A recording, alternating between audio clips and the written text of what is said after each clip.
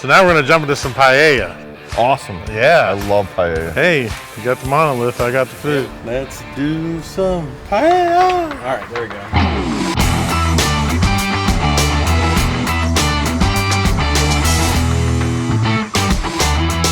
Paella is fantastic, you know, it's a traditional Spanish dish. We're gonna take some traditional Virginia seafood and really try and marry all that together in with the classic Spanish flavors of the paella.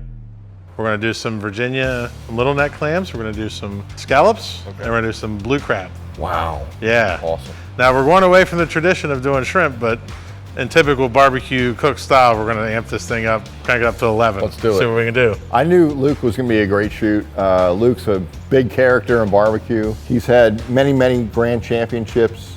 Very proud to have him as a friend and a sponsor and fellow competitor. Me and my wife Kim, we travel all around the country, part of the National Barbecue League, and Yeah.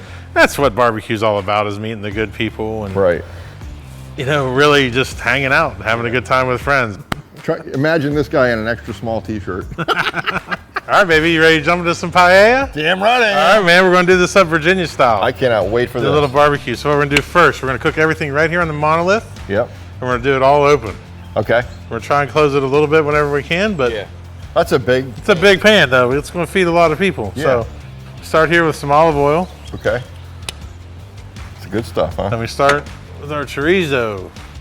Actually, I was given this pan, this is purchased in Spain. Oh, really? My boss bought this pan for me. Oh, wow. That's a traditional paella pan. Traditional paella pan. But this one, I mean, I like having a lot of paella, man. I don't like having a little bit of paella. Right. Who wants a little bit of paella? Nobody. Nobody.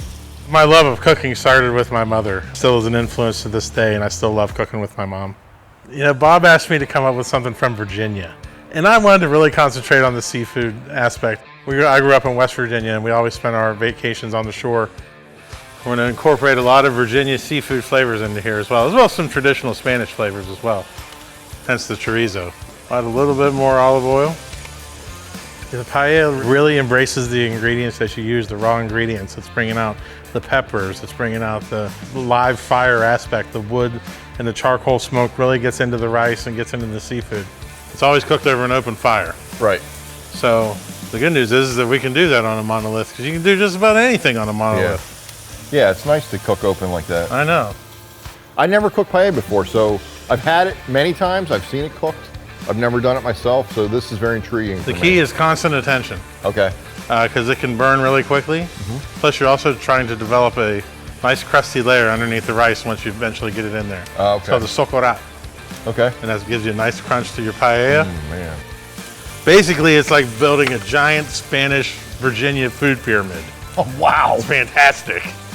You can't have a good traditional Spanish paella without a little bit of saffron. Oh, wow. Look how beautiful Come that in is. there with some saffron threads. That's gorgeous.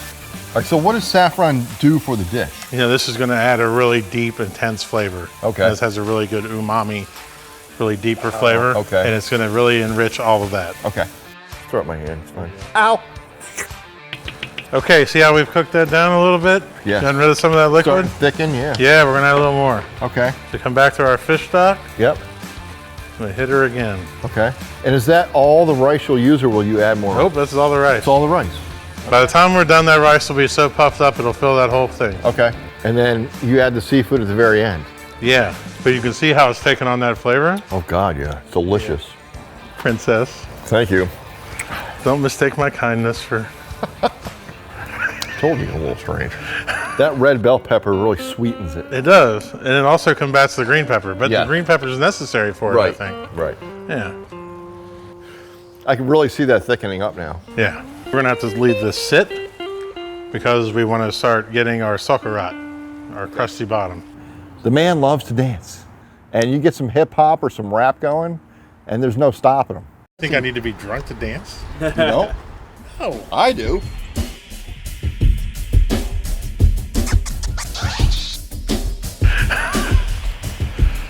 Okay. All right, so tell me about the art of paella. You have to make a decoration with your seafood. Okay. So you put it in here. You don't just dump it in all willy-nilly. Okay. These sea scallops? These are sea scallops from Virginia. Nice. And this is all about timing because you still have some liquid in there we're trying to get into that rice and burn off. Here we go with some Beautiful lump crab. beautiful lump crab meat. Chesapeake blue Oh claw. yeah, Chesapeake blue crab, baby. Can't go wrong. We're gonna use this like crab confetti, baby. Wow. I use the natural flavors of the paella. Yeah. So we're shut her down a little bit. Yeah, let it cook. Let it cook. And that's what food is, really. It's a celebration of how blessed all of us are to be here and to be able to provide for each other and really connect. You can forget about all the bullshit in life and bills and politics and Exactly. just enjoy a good meal and enjoy each other's company. You're absolutely right. So I just wanted to really bring that aspect to cooking outside and cooking on the Monolith and show people that it's not intimidating. It doesn't have to be intimidating. It's not that hard. And even your mistakes are going to taste delicious.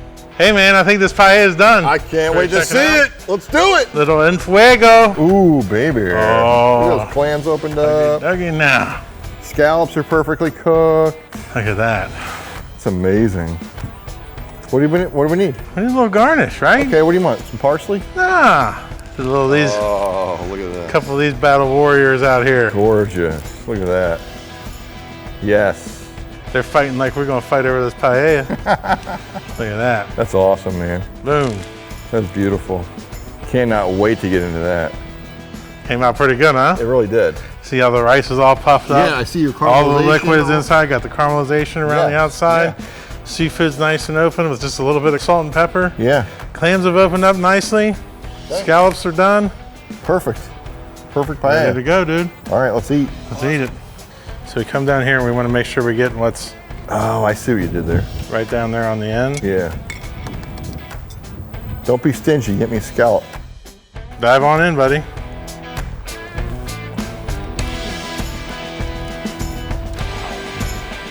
You get that deep umami flavor with the chorizo, Yeah.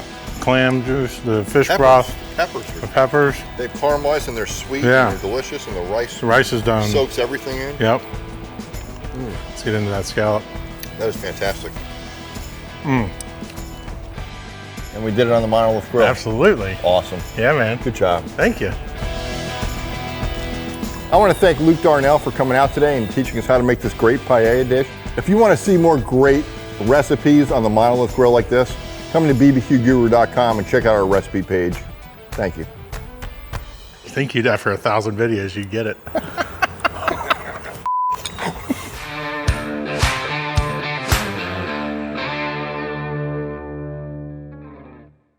One thing though, Yeah.